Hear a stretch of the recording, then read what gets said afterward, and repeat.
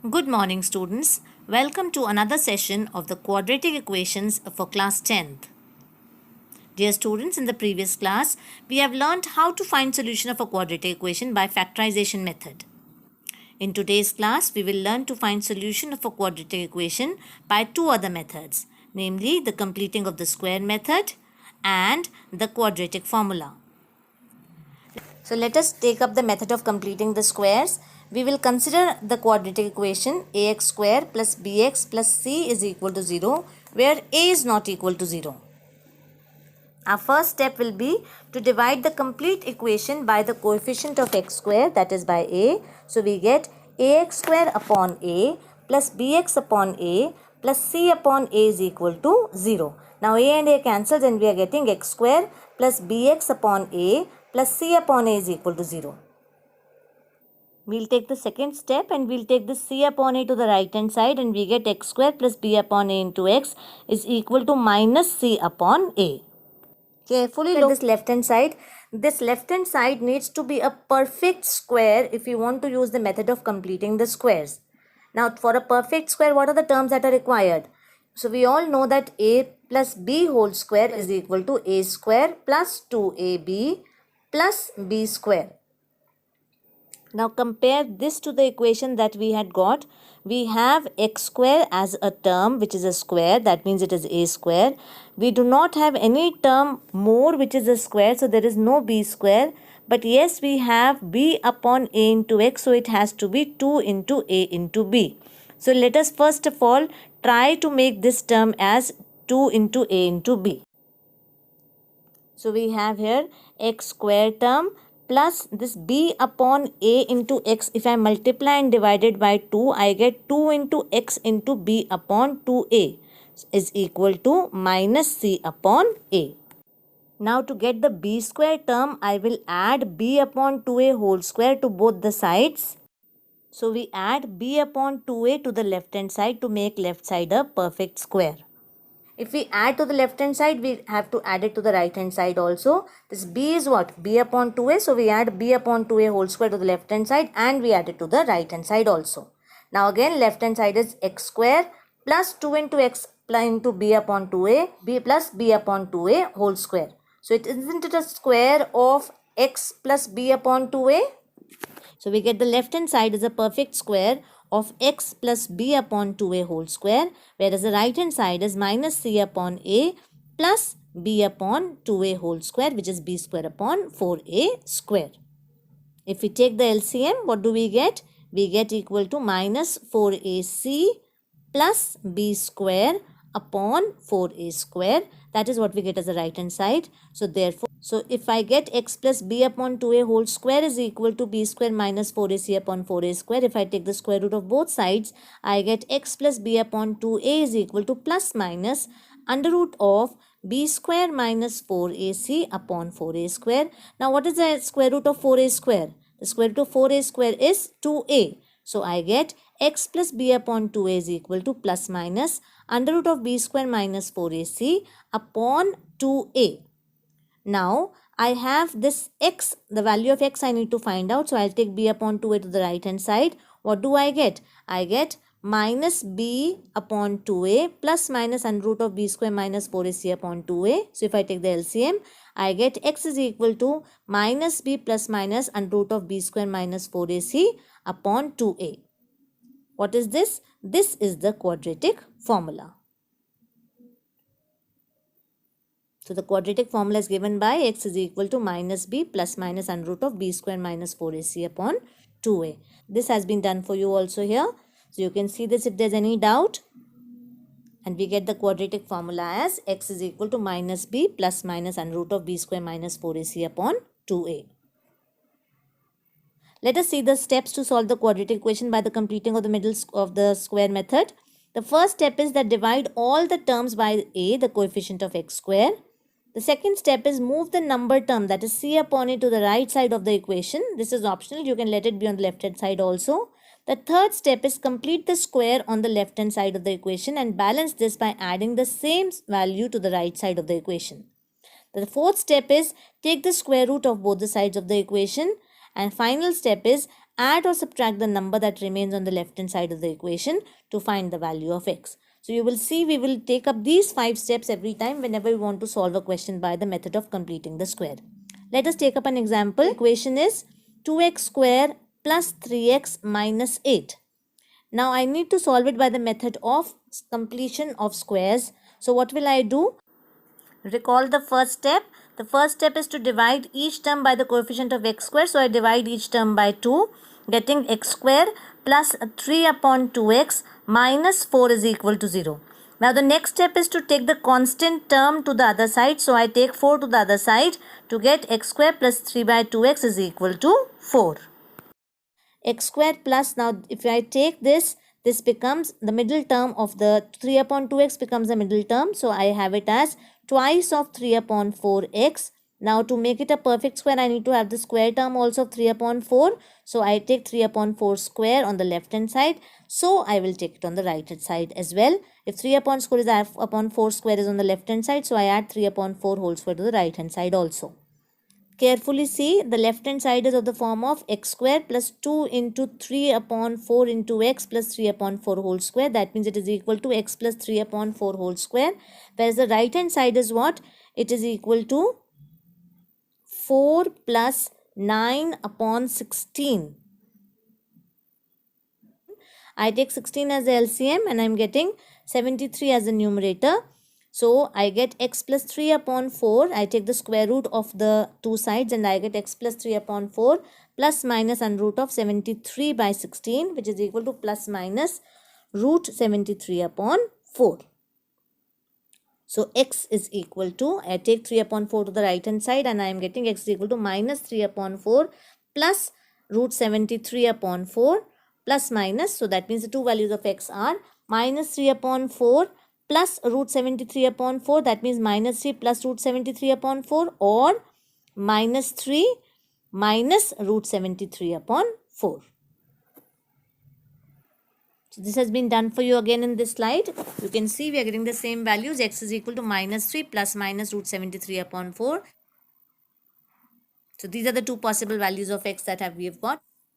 So let us take the quadratic equation ax square plus bx plus c equal to 0. Then x is equal to minus b plus minus under root of b square minus 4ac upon 2a.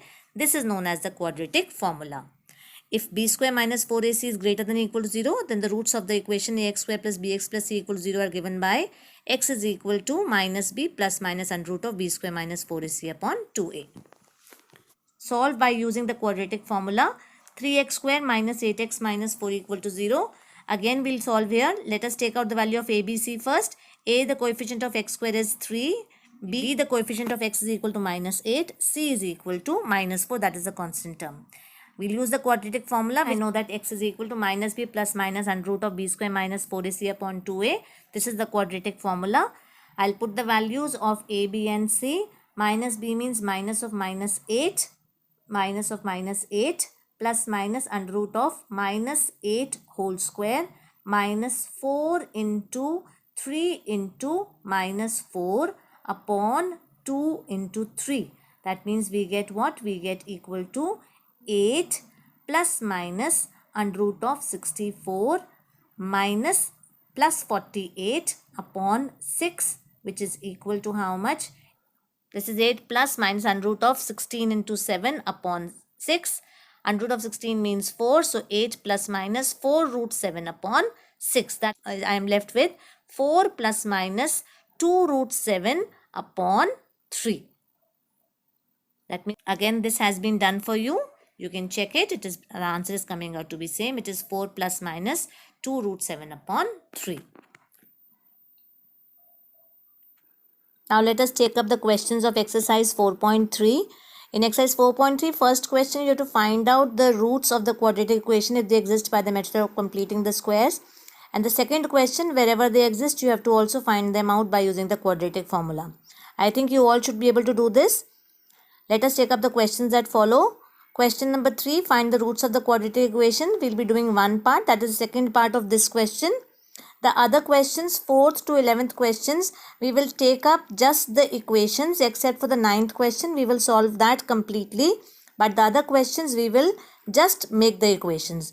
So just see carefully the third question.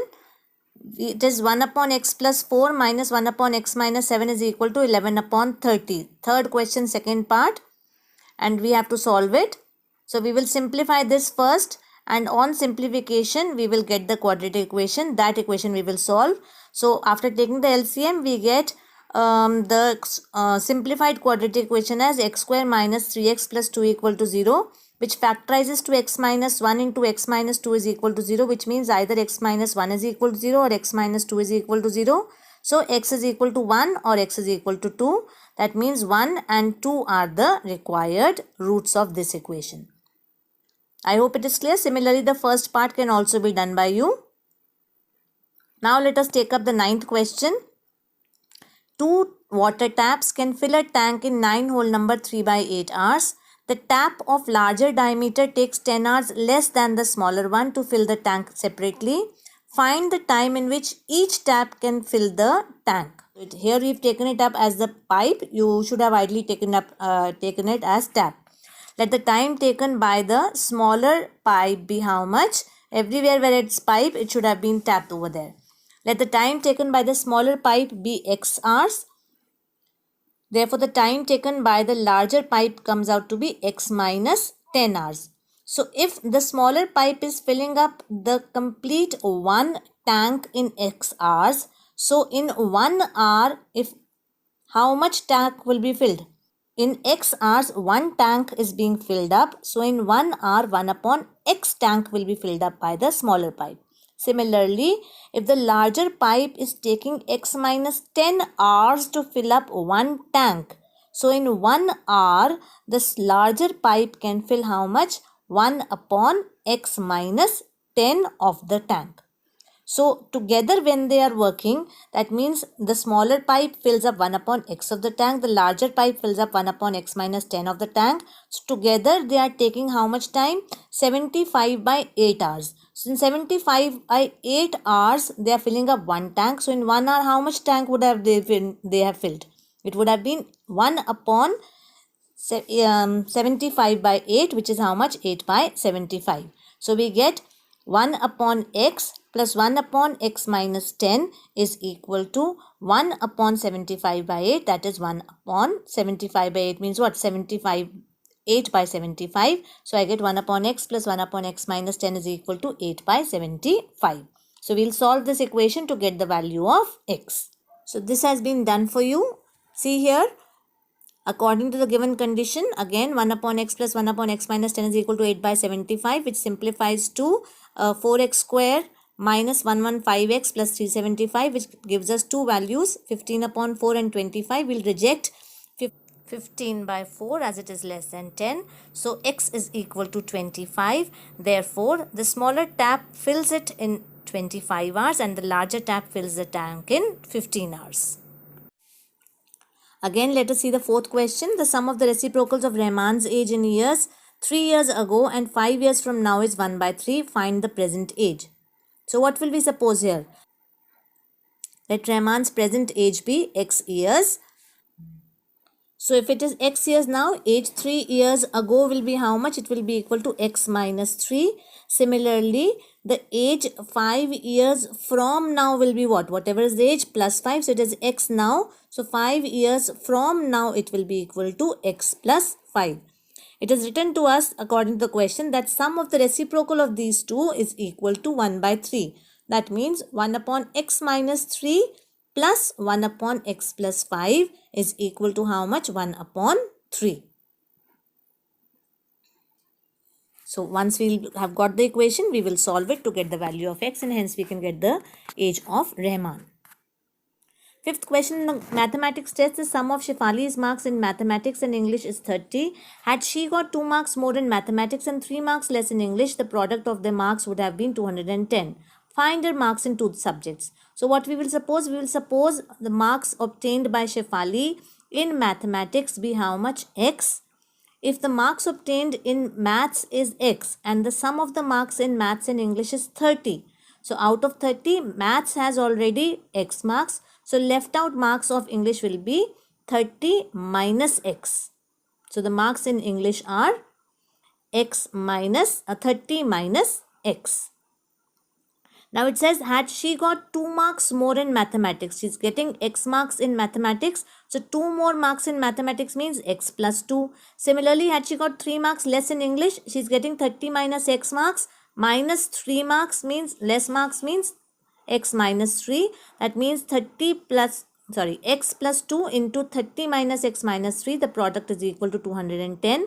That means x plus 2 into 27 minus x is equal to 210.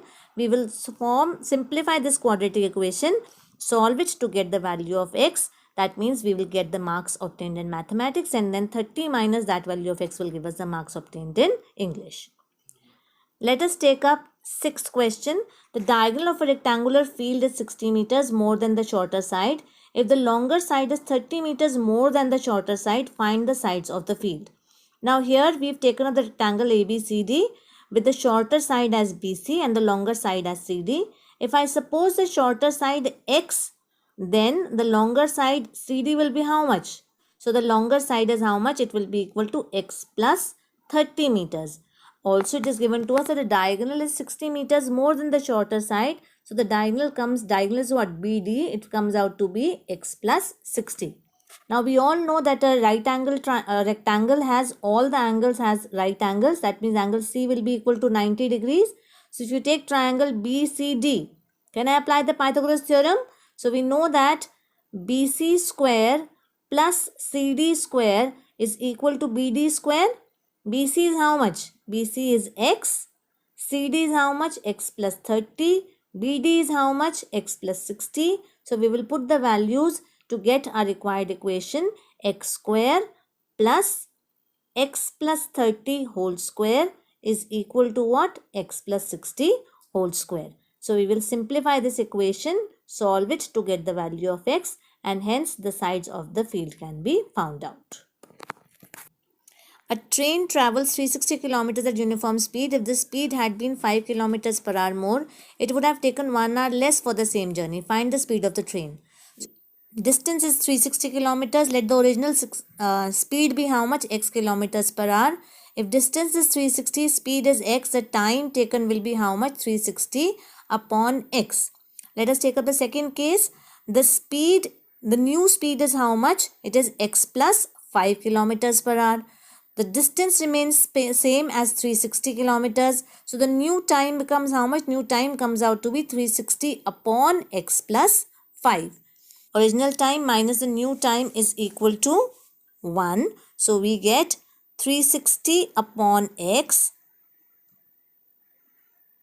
360 upon x minus 360 upon x plus 5 is equal to how much? It is equal to 1. So again you will simplify this equation and solve it to get the value of x, and hence you can find out the speed of the train. Similar question is the 10th question. An express train takes 1 hour less than the passenger train to travel 132 kilometers. Again, the new speed is 11 kilometers per hour more, time taken is 1 hour less. So similar question as the previous one. Distance is 130 kilometers. Speed first is, if I take it to be as x, then the time comes out to be how much? 130 upon x is the original, the first time. For the second train, the express train is how much? The express train's speed is how much? X plus 11. So the new speed is S2 is, I can take it to be as x plus 11. Means the time will be how much? The time taken will be 130 upon x plus 11. According to the question, this time is 1 hour less than the previous time. So T1 minus T2 is equal to 1. That means 130 upon x minus 130 upon x plus 11 is equal to 1. We will simplify this, solve it to get the value of x. And hence we can find out the speed. 11th question. Sum of the areas of the two squares is 468 meters square. If the difference of their perimeters is 24 meters, find the sides of the square. So it is given to us that A1 plus A2. The sum of the areas is equal to how much? It is equal to 468 meters square. So if I take the side of one square to be as x and the side of the other square to be as y, what is the formula of the area? Area is what? Area is side square and perimeter is what? 4 into side.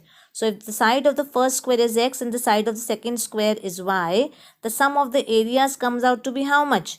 X square, that is the side square of the first square, y square, that is the side square of the second square. Their sum, x square plus y square, is equal to how much? 468. I take this to be as the first equation. Then it is given to us that the difference of the perimeters, that means P1 minus P2, is equal to 24. So the perimeter of the first square is 4 into x. The perimeter of the second square is 4 into y. 4x minus 4y is equal to 24, which simplifies to x minus y is equal to 6. So y is equal to how much? Y is equal to x minus 6. I will substitute this in the first equation, and my first equation becomes how much? X square plus x minus 6 whole square is equal to 468. I will simplify this equation and get the value of x, and hence I can find out the sides of the two squares. So this completes the exercise. We've discussed all the questions wherein the word problems were there. The first question, the second question, you will try to do them on your own. I don't think so you should be having any problem in the exercise. The other questions you can do on your own. Hope you have understood the exercise properly. Thank you so much, children. Have a good day. Thank you.